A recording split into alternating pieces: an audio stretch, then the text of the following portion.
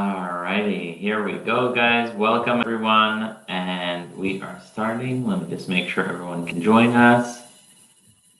Um, Here we are, and alrighty, we are in the book of Mishlei, book of Proverbs, chapter 20. So the book of Proverbs, chapter 20, we are up to verse 1. In our daily learning here every day at 12. So the verse says, King Solomon teaches, Let's hayayin homesh. The wine, he comes to warn about the dangers of alcohol. So wine is something that is akin to mockery. It leads people down the same path that mockery leads them. And alcohol arouses people. And anyone that indulges in alcoholism is not going to be wise. And it's interesting. There's all these studies these days about the impact of alcohol on the brain. And with all the studies that have been done already, it's fascinating that they still find the extent to which alcohol damages thinking and the brain is incredible and far greater than people think. And so King Solomon says, if someone indulges in alcohol, if someone indulges in drinking to the extent that they are, they drink so much that they think about it, they drink a lot, but they also think about drinking, then that person will never, ever be able to become wise. So it's a warning against alcohol. Verse 2, Naham kakfir emat melech. The fear of a monarch, of a king, is like the roar of a lion. If you cross that roar, if you cross that king, then that is like encountering a lion, which is another way of saying don't cross someone who's a monarch.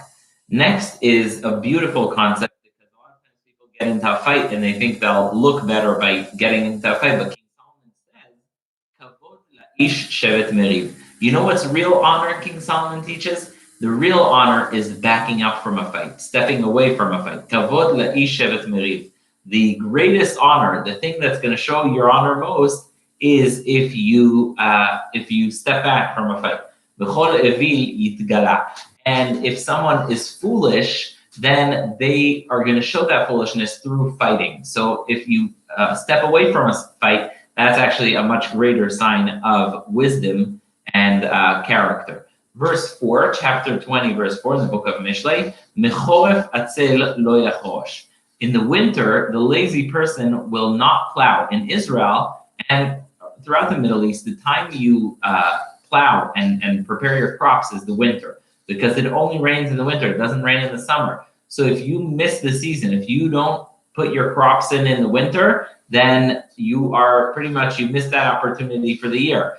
So King Solomon says, the lazy person does not plow in the winter, and then comes the time for the harvest, and surprise, surprise, there's no food. So King Solomon says, if someone is lazy and they don't plow and they don't work in the winter, then they'll show up in the summer, and there's going to be nothing to harvest. Now here's such a beautiful idea King Solomon shares. Verse 5, Maim amukim etza belev ish. The wisdom in a person is like very deep water. There's a saying that says, quiet waters run deep. And that's exactly what he's saying here. The ish tvuna, only a wise person can draw the water out. You ever see a deep well, the kinds that there's like this deep shaft and you got to get the bucket down and pull the water up. And so King Solomon says, wisdom in people's heart is often like a reserve of water. And this is especially true for teachers. Wisdom is like a reserve of water.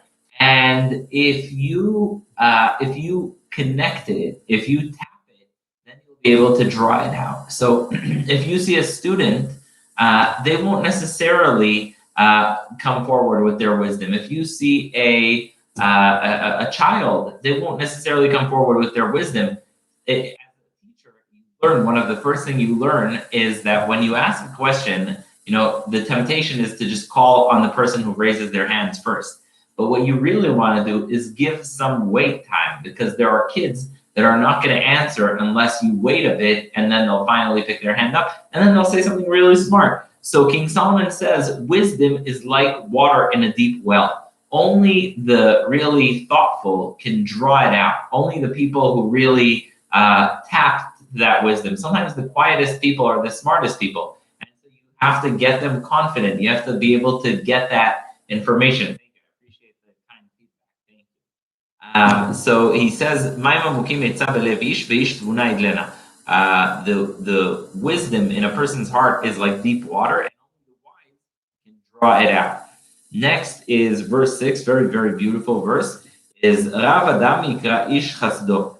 There's a lot of people who trust their relative or their person who they think is going to be by them in the difficult time. There's always, if you ask a person, who do you think is going to stand by you, they'll often say, oh, so many people, I have so many friends.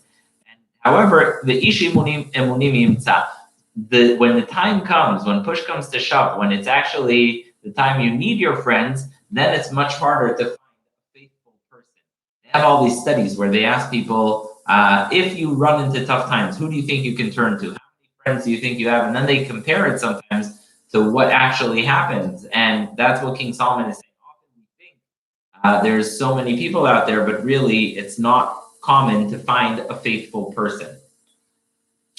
On that theme of faithfulness, of innocence, verse 7, chapter 20, verse 7, Mithalech betumot tzadik, ashrei banav acharav. Someone who walks faithfully with innocence, that is a righteous person, and that is something that will not only last for you, but it is something that will be carried on to your descendants. I remember I was very lucky.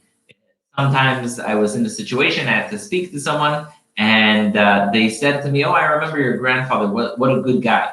And so the fact that he did good deeds is something that reverberated for generations. And so when you walk innocently, when you walk faithfully, that is something that we say, Ashrei banav acharav. That is something that is going to positively impact your descendants. Next is verse 8. It speaks about a king in judgment, but it's also talking about God as the king. Melech Yoshev al Kiseh Din, the king sits on the throne of judgment. Mezareh beinav kol ra. And then when just the mere look of the king is enough to melt away any kind of fallacy. Sometimes you'll have a situation, unfortunately, of someone lying in court. But when someone stands in front of the king and testifies and is judged, then there's no playing around. You don't play it around in such a situation.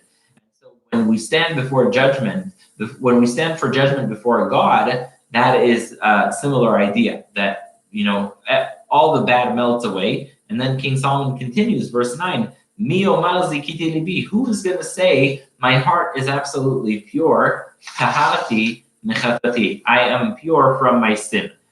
Now we come to the idea of scales.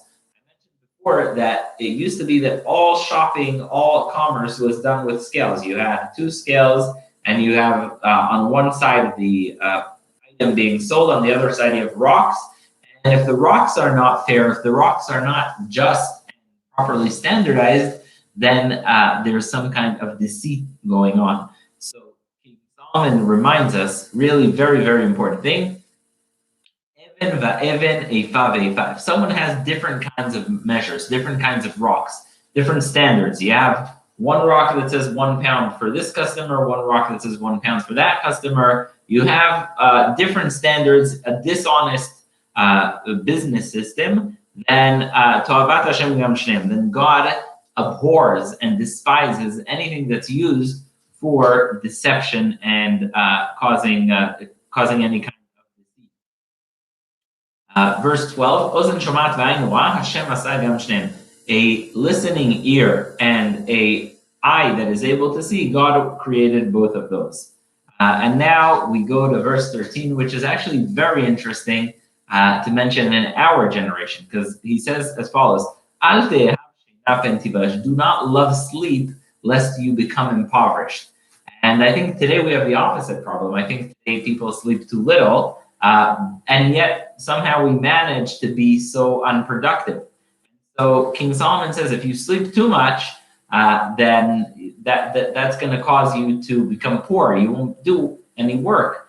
But Maimonides and also contemporary doctors say the amount of sleep you should aim for is 8 hours. The idea here is not to deprive yourself of sleep. The idea is to make sure you're productive. Don't waste time. Don't sit around. Don't love idling. Al te'av she'na pentivesh. Do not love sleep lest you become impoverished. If you open your eyes, then you will be full with, then you will be satiated and you'll have proper food.